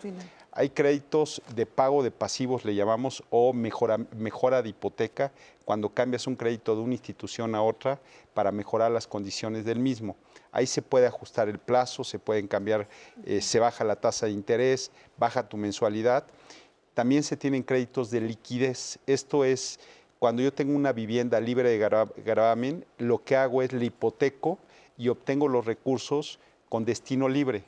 Principalmente se utiliza para consolidar deudas. Si tengo deudas de préstamos personales, tarjetas de créditos automotrices, que son de tasa más alta y plazo más corto, lo mando a largo plazo, lo mando para que la mensualidad que tengo baje. Entonces eso es también muy importante. También hay combinaciones, bueno, hay el crédito de remodelación que ya comentábamos, y hay combinaciones. Por ejemplo, quiero comprar una vivienda usada, pero la vivienda usada necesito comprarla y hacer una serie de remodelaciones para dejarla en condiciones de uso. Pues hay el crédito de adquisición más remodelación, que lo que me permite es comprarla, remodelarla y me prestan en función del valor proyectado de la vivienda, que puede ser mayor del valor original del mismo. Entonces, en el crédito hipotecario se han dado una serie de combinaciones que lo que permite es que al final cualquier necesidad en materia de financiamiento con un crédito hipotecario lo puedes cubrir. Lo puedes hacer. Muy bien. Pues vamos a continuar con más preguntas, pero antes quiero presentar a Andrés Castrera, nuestro especialista en artes escénicas, quien hoy nos va a hablar de una obra muy interesante, de verdad, La Caída, ¿no es así? ¿Cómo estás, Andrés? ¿Qué nos cuentas el día de hoy? Hola, ¿qué tal, Leti, Natalia, amigos y amigas de Diálogos en Confianza? Pues justamente vamos a hablar de 1521, La Caída, porque bueno, entre tantas cosas que ha habido, entre las aperturas, cierres de teatro, entre el resurgimiento poco a poco de la cartelera, no pudo pasar desapercibido pues un tema medular que tocó a varios creadores y a varias creadoras de teatro nacional, que es justamente que en este mes se cumplieron los 500 años de la caída de México Tenochtitlan, envuelto en polémicas, envuelto en personajes de los que siempre se ha hablado y sobre todo que han salido a la luz, hablando de teatro, nuevos personajes, estos personajes pues que nunca tuvieron voz en las historias oficiales, ahora sí que ni de un bando ni de otro. Y David Holguín, uno de nuestros dramaturgos y directores mexicanos contemporáneos más prolíferos, pues no se quedó con las ganas de escribir esto, que además es un titán contemporáneo. ¿Qué quiero decir con esto? Son 21 monólogos escritos de la inspiración de David Holguín, de personajes, por supuesto, desde Cortés, La Malinche y Moctezuma, que sabemos que iban a aparecer ahí, pero personajes que solo se tienen en registros en algunas escrituras bastante lejanas, en algunos códices, y no se pudo quedar con las ganas de darle la voz también, aunque ustedes no lo crean, a algunos animales que estuvieron en la conquista. Sí, nos vamos a llevar la sorpresa de que de pronto vamos a escuchar a una yegua que perteneció a uno de los que luchó junto a Cortés, a un guacamayo que era de esta fauna nativa. Bueno, la creatividad de David Holguín nunca ha tenido límites y es importante ver estas posturas que nos pueden parecer en un principio fársicas, que nos pueden parecer distantes, pero lo que nos dan es un gran panorama de las distintas opiniones que hay o que hubo respecto a lo que fue la caída. Obviamente no van a ver ustedes los 21 monólogos, ya se me están espantando de que van a estar sentados ahí eternamente, porque los ha dividido en 4 programas. En cada programa vamos a ver 5 o 6 monólogos. Los primeros 2 programas ya sucedieron, pero no se preocupen, porque si se quieren poner al corriente, pueden verlos en streaming, porque se han quedado grabados ahí. Todo esto está sucediendo en el Teatro El Milagro. Les voy a dar una probadita de estos monólogos. El último de ellos, pongan mucha atención, porque es La Rabona, esta yegua que también tuvo mucho que decir. Y de regreso les digo cuándo, cómo y por qué no se pueden perder 1521, La Caída.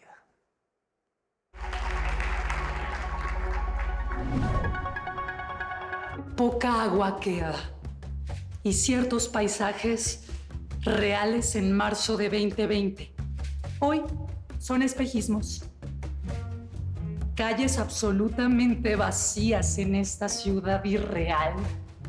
¿Cómo? ¿Cuándo? ¿Aquí? Pensamos este proyecto para contar desde los augurios de la llegada de los españoles a México hasta la rendición de los mexica el 13 de agosto de 1521. Personajes históricos y de ficción. 21 voces en contrapunto dan cuenta de mosaicos que reunidos conforman el fresco de aquel encuentro brutal que ocurrió entre 1519 y 1521. ¡El templo de Huitzilopochtli se incendia! ¡Ah! ¡Dioses!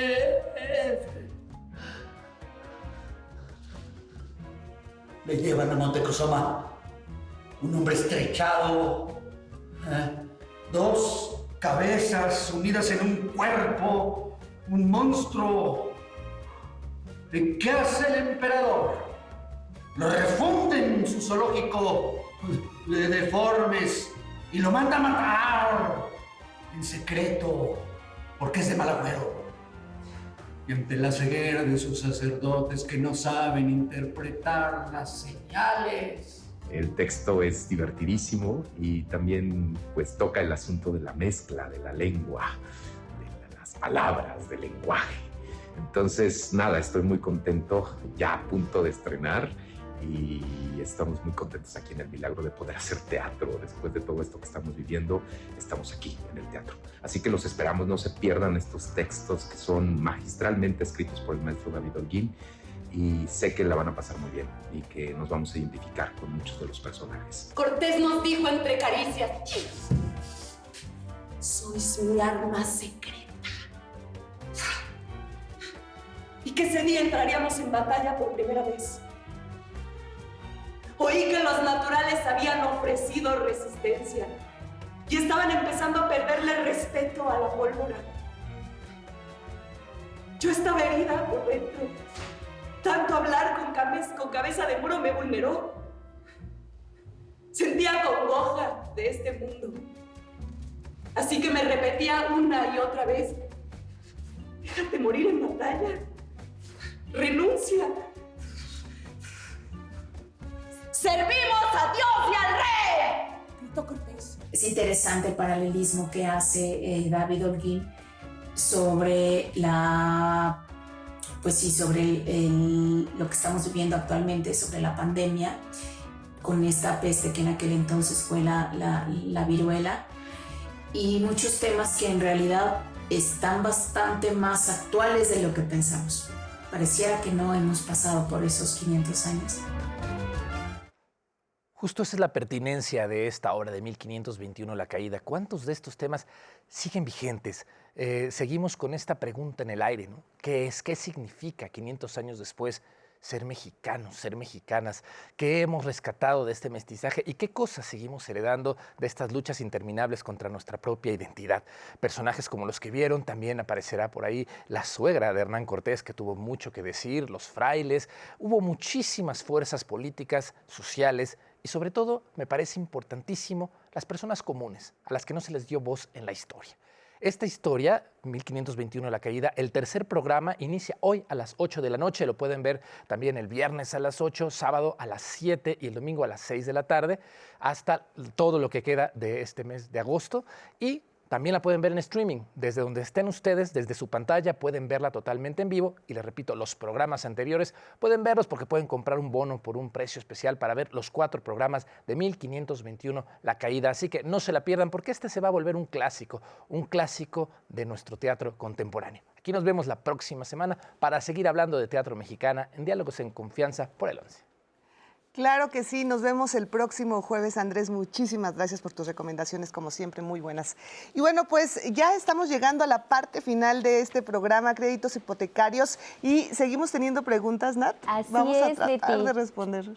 Le quiero agradecer también a todas las personas que nos han llamado hoy, en especial hoy al señor Estanislao Chavarría, que nos mandó una pregunta sobre Infonavit. Y yo lo invito a que en nuestras redes sociales, en Facebook, en YouTube, ahí pueden checar porque ya tuvimos un programa completo, 2 horas especialmente dedicadas a Infonavit. Asimismo, ahí está la información, las instituciones a las que ustedes se pueden comunicar en caso de que tengan un caso específico y requieran una solución. Tanto para Infonavit hubo un programa como para Fobiste. Así que recuerden que está guardado y no se preocupen si no lo pudieron ver.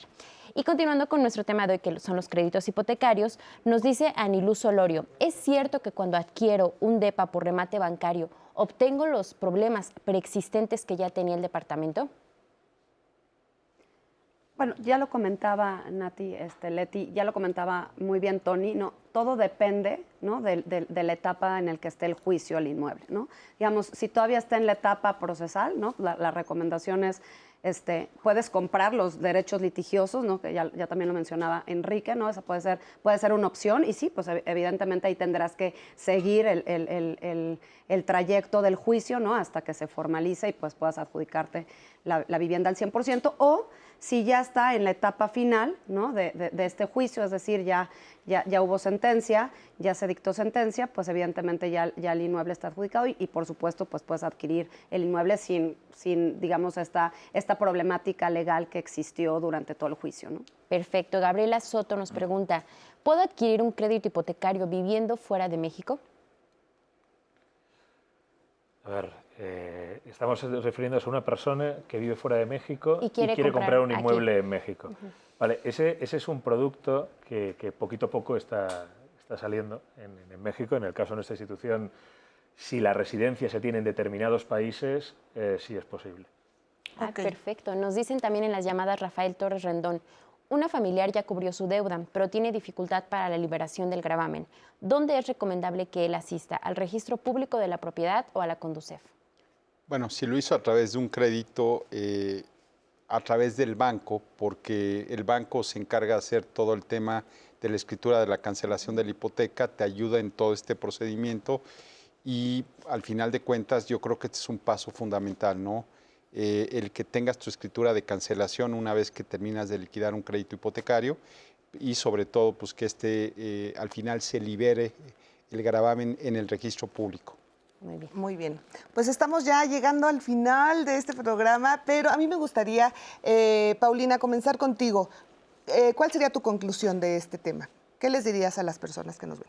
Yo te diría, Leti, la verdad, yo creo que es un extraordinario momento para adquirir un crédito hipotecario, pero como ya lo mencionaba, todo depende pues, del momento de la vida que esté pasando la persona o la familia, ¿no? Evidentemente, la vida no se detiene, ¿no? La vida continúa, las familias crecen, los hijos crecen, etcétera, etcétera. Yo creo que, pero es un buen momento, ¿no? Hoy gracias a la gran competencia que hemos creado entre la banca, pero también esta gran comunidad, insisto, con los desarrolladores, con los organismos de vivienda, con el gobierno, etcétera, hemos podido pues, generar, ¿no? un mercado que va evolucionando. Evidentemente, todavía hay camino por trazar, pero yo te diría es un buen momento acercarse, ¿no? Lo que sí es bien importante para toda la audiencia es asesorarse bien, acercarse a la institución, ¿no? A los asesores hipotecarios para que le recomienden cuál es la mejor opción, ¿no? Siempre va a haber un mejor producto que se adecue a sus necesidades. Muy bien, muchísimas gracias. Antonio, en un minutito, ¿cuál sería tu conclusión? Por no ser repetitivo, porque si no esto va a tener mucho de coincidencia, ¿verdad? Yo la recomendación que daría, y en función de muchas de las preguntas que denotan en ocasiones la preocupación ante temas inciertos, que la gente las personas no tengan miedo a preguntar. O sea, la vocación de los bancos y la obligación, o sea, no solo la vocación es ser muy transparentes. Muy transparentes en explicar claramente todo, no solo lo que consiste un crédito, los accesorios, los otros procesos que tienes que pasar. No deja de ser un proceso complejo, pero que esa complejidad o ese desconocimiento no haga que las personas se retraigan o en un momento dado acepten cosas que no conocen o que en un momento le generen una duda. Que no tengan dudas, que nos pregunten, que nos exijan, porque de verdad es nuestra vocación y nuestra obligación. Perfecto. Muchísimas gracias, Antonio. A ti. Y en mi caso yo te diría que ha avanzado muchísimo el crédito hipotecario. Hoy día pues ver una vivienda progresiva desde la compra del terreno, su construcción, su remodelación, su venta y adquisición, hasta llegar a un tema de liquidez o refinanciamiento, que realmente hay un producto hipotecario durante todo el ciclo de vida de una persona. Así es. Pues yo les quiero agradecer de verdad a los tres que hayan estado aquí en Diálogos en Confianza. De verdad, nos abrieron muchísimo la mente, el panorama acerca de los créditos hipotecarios. Yo espero también a ustedes que están en casa les haya servido toda esta información tan importante que nos brindaron el día de hoy. Y quiero agradecerle también a Nati, como siempre, que estuvo muy pendiente de todos sus mensajes. Nati. Gracias, Leti. También a las personas que nos acompañaron en redes sociales: Isabela Flores, Lisa Lacourt, Mirna Brito, Patricia Florán, Gabriel Gutiérrez, Mauricio Mosqueda, Berta Peña y Cristina Ruiz. Gracias. Y recuerden que el programa completo y todos los datos de contacto de instituciones quedan en redes sociales, Leti. Así es. Muchísimas gracias. Lo invitamos a que se quede aquí en el 11 y yo también lo quiero invitar para que me acompañe a las 9 de la noche en el Noticiero Nocturno. Gracias.